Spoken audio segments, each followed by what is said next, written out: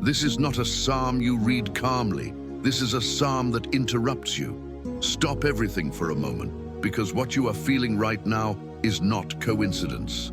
If your heart is accelerated, if your thoughts feel pressed, if you sense that something in your life cannot wait anymore, this message is already doing what Psalm 70 was designed to do. It awakens urgency. This psalm is short because delay is dangerous. It does not comfort your waiting, it confronts it. There are moments when patience becomes disobedience and silence becomes fear dressed as wisdom. Moses understood this. He knew there were seasons when waiting would destroy what obedience could still save. That is why Psalm 70 exists. It is the prayer of those who feel time closing in, of sons and daughters who sense that help cannot arrive tomorrow without costing something today. This is not desperation. This is divine timing pressing against human hesitation. If you ignore this moment, it will return heavier. Delay has consequences the mind tries to soften, but the soul already knows the truth. Some doors close quietly. Some opportunities expire without noise. And the fear you feel right now is not meant to paralyze you. It is meant to wake you up. You exist, you are aware, and something cannot wait anymore. That awareness is the beginning of alignment. Stay here. What comes next will expose why this psalm is changing lives. I exist, and time is no longer on my side. This realization does not arrive gently.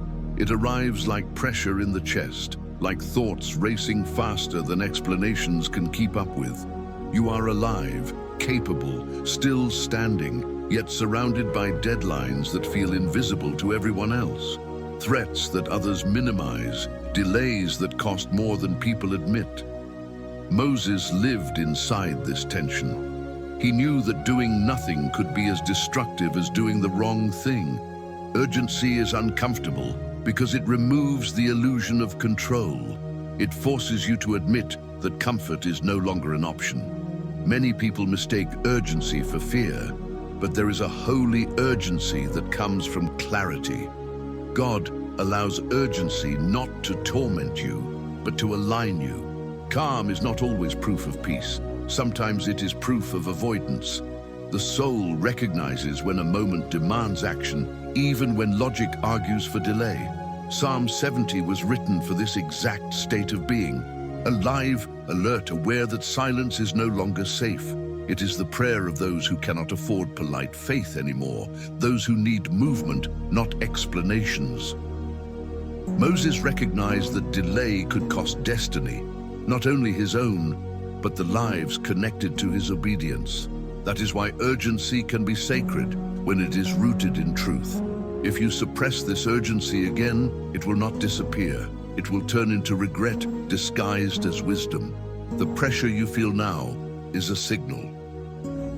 You exist, and existence under pressure demands response. What you do with this awareness determines whether time becomes your enemy or your ally. Therefore, I perceive the void, and this time it feels dangerous. Silence no longer feels peaceful, it feels heavy. Waiting stretches your nerves. Every hour that passes carries the same question: what if help comes too late? This is the void Psalm 70 exposes, not the quiet of rest, but the gap between urgency and response. The space where promises exist, yet intervention has not arrived.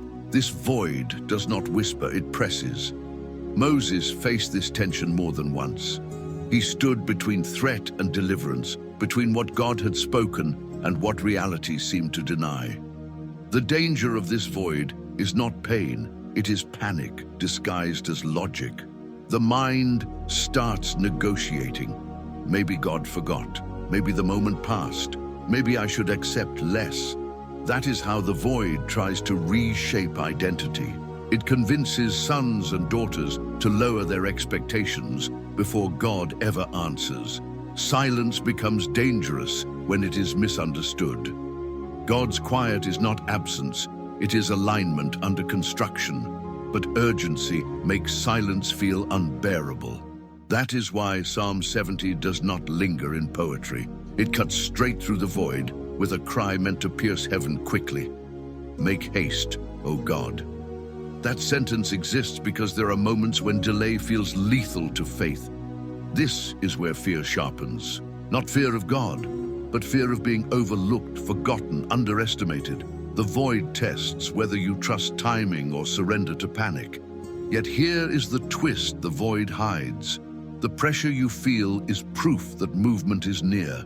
The tension is not random. It is the sound of alignment forming beneath the surface. If you abandon faith now, you leave just before the shift. Stay present. The void is not the verdict. It is the threshold. And the next realization will expose why silence lasted this long. Therefore, I recognize my fall, and this realization cuts deeper than guilt. The fall was not only in what I did, but in what I delayed. Silence felt safer than truth. Waiting felt wiser than acting. Fear disguised itself as patience, and I accepted it without resistance. This is the fall Psalm 70 exposes. Not rebellion, but hesitation. Not denial of God, but negotiation with urgency.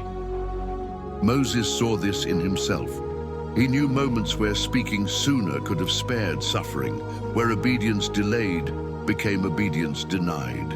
This recognition is painful because it removes excuses. You see clearly now that time was not neutral. Delay shaped outcomes. Silence had consequences. Many sons and daughters carry regret not because they chose evil, but because they waited while something precious bled. That is why this moment feels heavy. You are not only facing what happened, but what could have changed if courage had come earlier. Fear intensifies here because recognition threatens identity. It whispers that you waited too long, that the window closed, that opportunity expired. This is where many stop. They confuse awareness with condemnation, but recognition is not a sentence. It is an invitation. Moses recognized his hesitation, yet God did not remove his calling. He refined it. That is the plot twist guilt never predicts. God corrects timing without canceling destiny.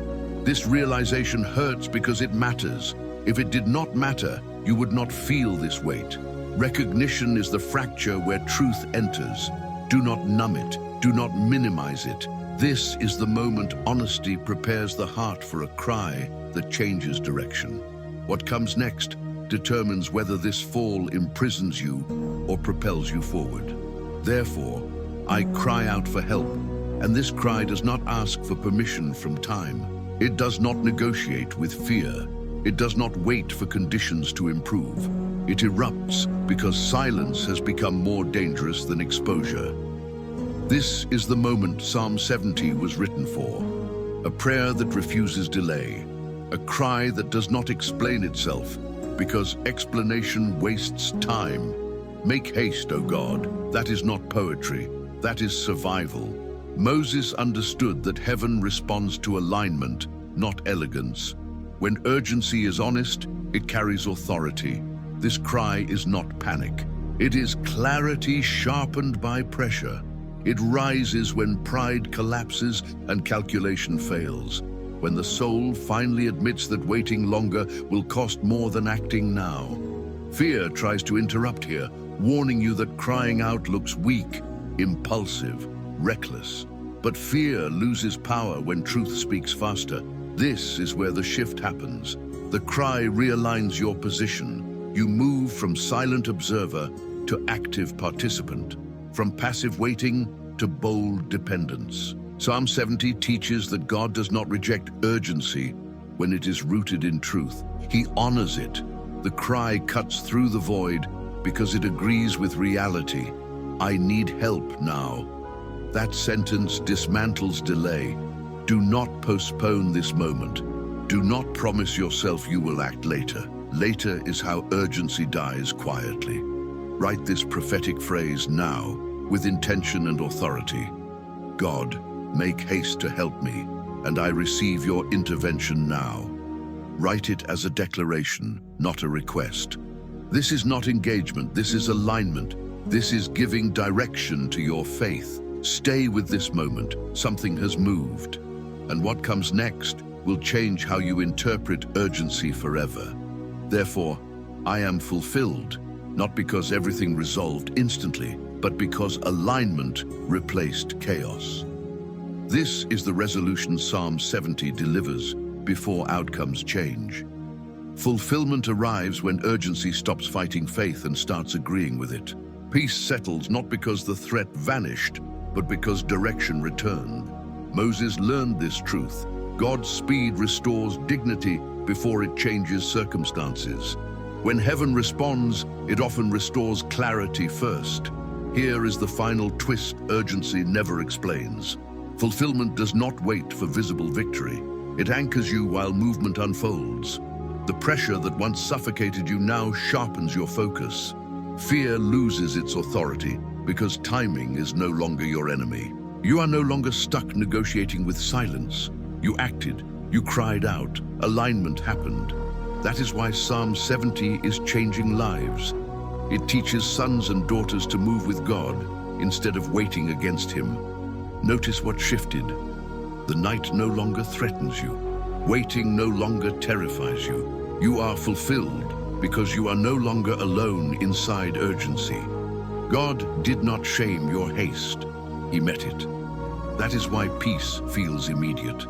Fulfillment is not the end of the story.